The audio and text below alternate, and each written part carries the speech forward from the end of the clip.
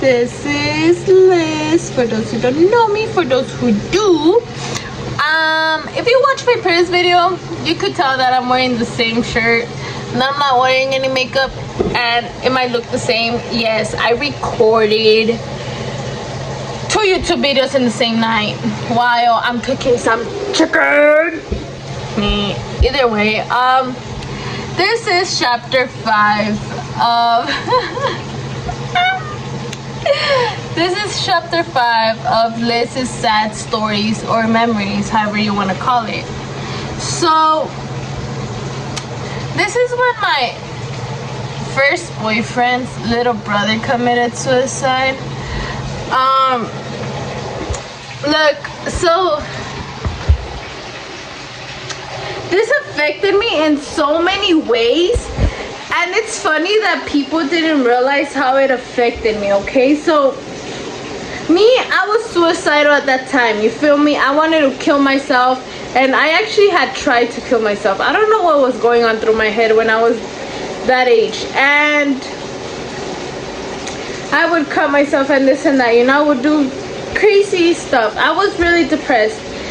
And I remember that like 3 months before my ex-boyfriend's little brother committed suicide, I had a conversation with him, and I was like, I had a dream. I don't know if it was your brother or my dad's brother, but they're gonna pass away, like just take care of him, this and that. And he was like, no, yes, like don't worry, he's okay, and this and that. And I was like, okay, cool.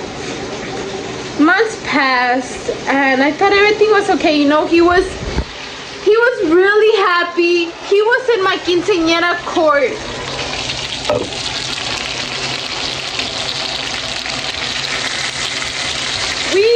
He was perfect. He was really, well, he looked like he was happy, you know.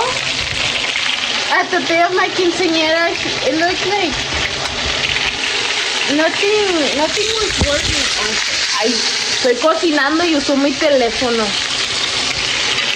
Either way, like I was saying, it didn't. You know what? No, I'm gonna. Yeah. So I had my quinceañera, right? And like I said, he looked perfectly fine. He was in my quinceañera court. I had a good relationship with him. He was like my little best friend.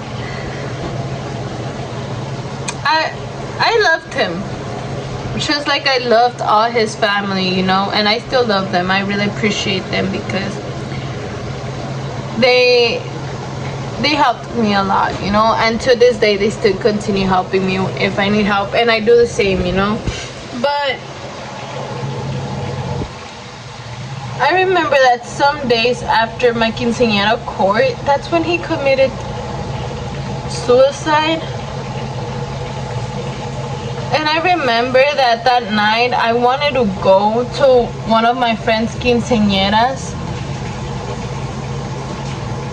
and my dad didn't let me go. He was like, no, you're not gonna go. So I started crying and whatever, and I ended up going with my cousins because they lived 2 streets away. When I was over there, I remember my ex-boyfriend giving me a call. I answered, and he was all crying. He called me crying, telling me that his brother had just committed suicide, that they were on their way to the hospital and all that stuff. That he, you know, he saw everything. He saw his little brother. Yeah, and I started to bawl my eyes out, like hella bawling my eyes out. And I told my little sister too started crying. Then I called my mom, I called my brother, and my brother picked me up while me and my little sister, and we went to the hospital they had gotten to. And I got to the hospital, and my ex-boyfriend was there, and all his family, everybody was crying, you know. It was a really sad moment, and that woke me up. Like, I realized how much somebody committing, how much pain it can be, how much pain a person can do to the people that love them by committing suicide, especially when we have no idea why it happened, you know. And I promised myself that I was never ever gonna cause that pain to my mom or to my dad, especially my siblings. But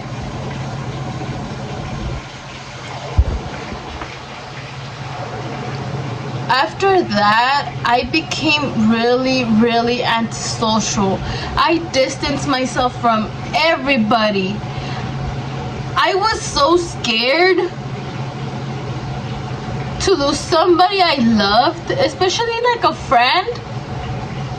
I didn't want to feel the pain again of losing a friend. So my thought was like, if I don't have any friends at all, I'm never gonna go through that pain. So since then, to this day, I think I'm really closed, you know, when it comes to friendships, because that hurt me, you know. And then not only that, a lot of people distanced themselves from me too. So it was like a good give and take. But I want to give a shout out to Ashley. She's always gonna be my best friend, even if we don't talk or anything. She's always gonna be my best friend, and I'm always gonna love her. Because even though I wanted to be alone and I didn't want to have friends, somehow she was always right beside me, being my best friend. And of course, I hope I was that best friend for her too. And she never left me alone, you know. And I'm really grateful, because if it wasn't for her, I would have been completely alone, you know. Like, she definitely made a big impact in my life in a really positive way. And to this day, I love her, and I'm always gonna love her, because without her knowing, like, her company really helped me a lot in one of my worst times. Like, she has no idea how much she helped me. So shout out to Ashley. I love you so much, Mama, and I'm always gonna love you. Thank you for being that one friend throughout all those high school years, you feel me? Even though I was kind of the complete opposite of you. No, I was the complete opposite of you, because I was the bad influence and you were the good one. So I want to thank you for everything. I love you so much. And like I said, you'll never know how much your company could help a person out, you know. And well, like I said, she was my best friend. She's still my best friend. Forever is gonna be my best friend. And it's so funny, because we were so much alike, but at the same time we were different, you know. I am already talking about Ashley and my friendship with her, but I was talking about my little brother story. So let's get back to that. Like I said, after that happened, I isolated myself a lot from a lot of friends, and a lot of them separated from me too. And I got some other friends throughout time, thanks to Ashley, because she helped me out. But what's it called? Yeah, like,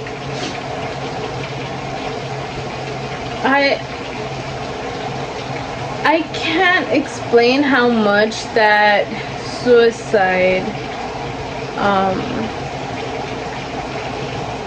memory changed me and affected me and helped me, you know, because probably I wouldn't have been here if it wasn't because of it, because I learned so much from him when he was, you know, here and when he wasn't. And not only that, but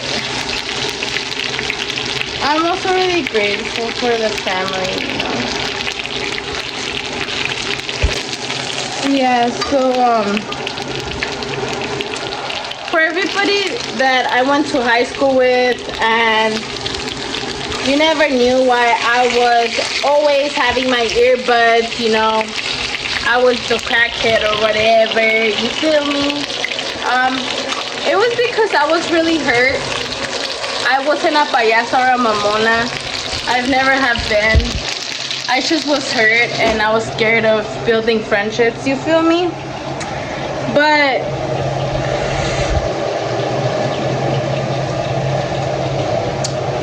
it is what it is. Oh my god. In my first time ever, I ate a fucking onion.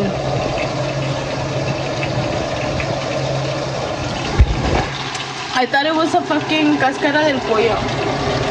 Either way.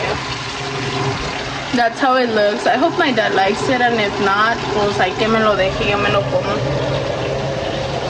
Pero